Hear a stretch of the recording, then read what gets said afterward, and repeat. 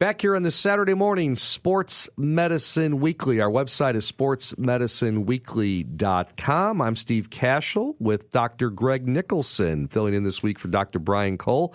Dr. Nicholson is one of Dr. Cole's partners at Midwest Orthopaedics at Rush. He is a shoulder elbow specialist and sports medicine specialist as well, one of the team physicians for the Chicago Bulls and the Chicago White Sox. Dr. Nicholson, question for you. Have you gone on any diets lately or in the past few years? Embarrassingly, no, Steve. I have never really felt like I needed one. My wife would probably disagree with that, but I've been, maybe my metabolism, I'm lucky I don't need to do that, but I have not done any of the diets that tend to come and go a little bit. But I think there are tremendous benefits to being on a good nutrition plan, and my wife, thankfully, keeps me healthy with good eating. You're like Dr. Cole, pretty healthy eater. Yes, I think so. That's good. That's good. I'm trying to learn from you guys. You know, I've learned a lot in this show. I really have. And this is one of the people we're about to bring on who I've learned probably the most from, changing my diet and doing a great cleanse and things. Karen Malken is with us from Northbrook, Illinois. She is a certified integrative health coach and eating psychology coach. And Karen, thanks for joining us once again here on Sports Medicine Weekly. I can always, Doc, do a whole hour. I could do a whole show with Karen. I've always got tons and tons of questions, but today we're going to talk about ketogenic diets. And Karen, as you come on, tell us what a ketogenic diet is and how does it work? Good morning. Thank you. Yeah, the ketogenic diets have become so popular, and this diet was developed in the 1920s originally for the treatment of epilepsy, to stop seizures and to prevent kids from starving. And so it's a 4-to-1 ratio of fat, 4 grams of fat to 1 gram of everything else, which includes carbs, protein, alcohol. So 90% of the calories come from fat. And there's no one exact ketogenic diet. I can name a few, but the diet's high in fat, it's low in carbs, around 20 to 50 grams of carbs per day with a moderate amount of protein.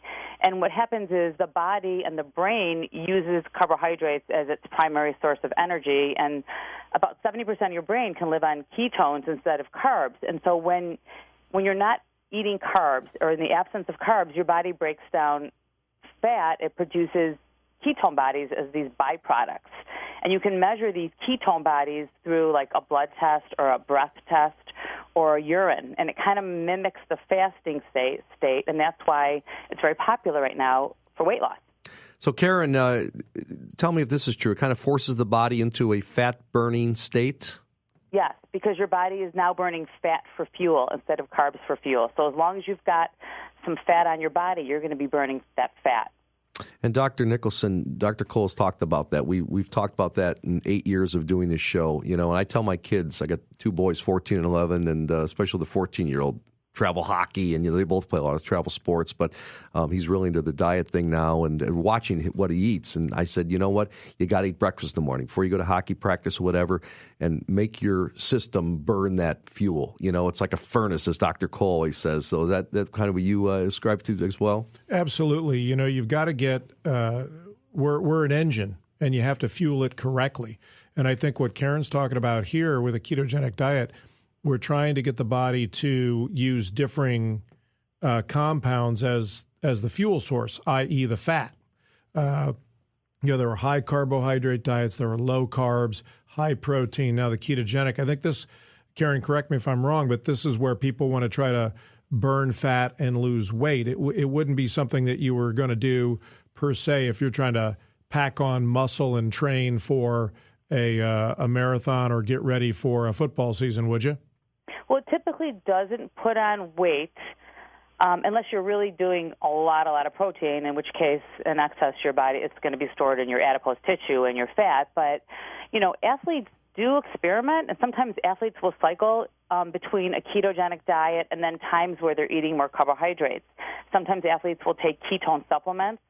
Bodybuilders will experiment with a ketogenic diet because when you're in ketosis, you know, if you have an unlimited fuel source as long as you have fat on your body.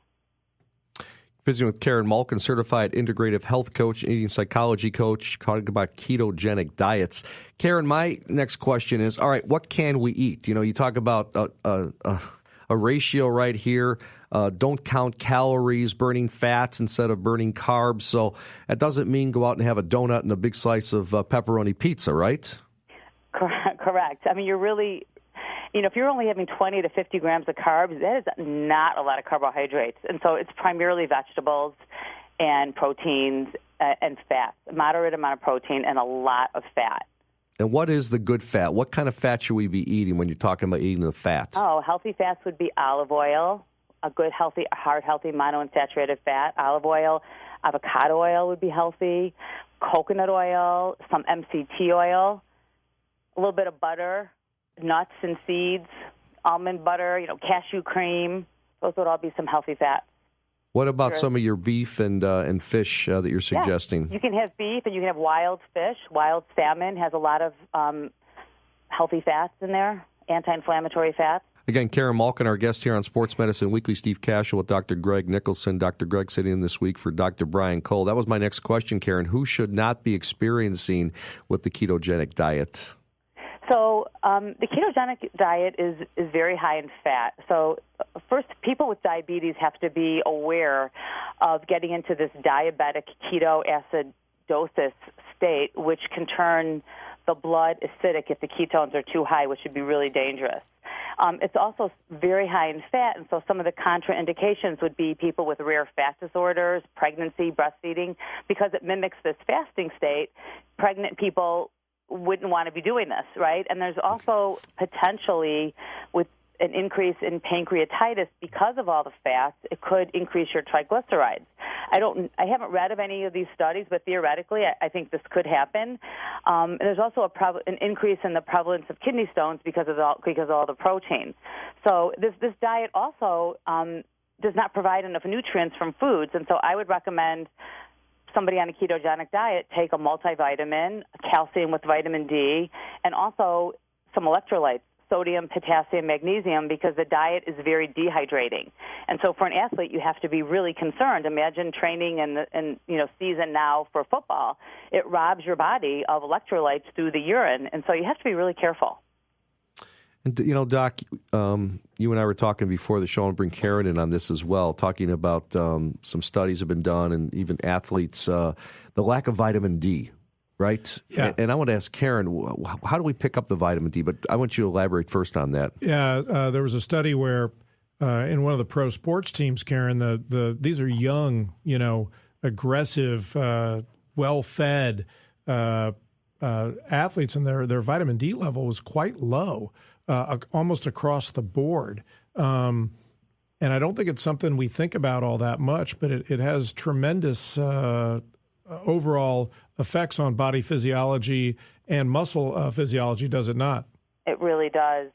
Because the best source of vitamin D is through the sun. And so you want to expose a large piece of skin to the sun without sunscreen for 20 minutes, and you could absorb 10,000 IUs of vitamin D, and, wow. and it's fat soluble, so your body can hold on to it.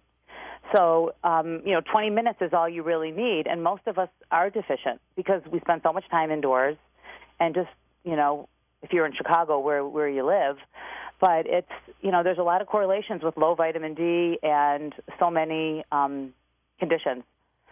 What do we do in the winter then, Karen, when we really can't get the sunshine? I take supplement with vitamin D, but first get your vitamin D tested because it's fat soluble and it's not water soluble. So water soluble vitamins you're going to excrete through urine. Fat soluble vitamins you're going to hold on to. So you could be toxic in vitamin D if you're taking too much. So, most practitioners recommend between 1,000 and 2,000 IUs a day. If you're deficient, like in the teens and 20s, sometimes your practitioner might recommend 5,000 IUs a day. Sometimes they'll give you a shot of 20,000 or 50,000 and then supplement with maybe 5,000 for a while and then back it down to like 2,000 a day. So it really depends. You really need to get your vitamin D level tested. Final question, best foods for vitamin D? Tofu, dairy contains vitamin D with calcium, and tofu has some vitamin D. but there's not a lot of foods that really contain vitamin D. So usually it's vitamin D fortified foods that you'll see. And get out in the sun. Yeah, that's interesting. Calcium enriched with orange juice enriched with vitamin D. But yeah, get out in the sun. Fantastic. Karen, out of time. Thanks so much for joining us here. Wonderful stuff, as always, from you. And again, KarenMalken.com, KarenMalkin.com is the website, a certified integrative health coach and lifestyle practitioner, and our eating psychology teacher. Appreciate you joining us. Thank you. Thanks, Karen. We're back with more of Sports Medicine Weekly. Stay with us. You're listening to 670, The Score.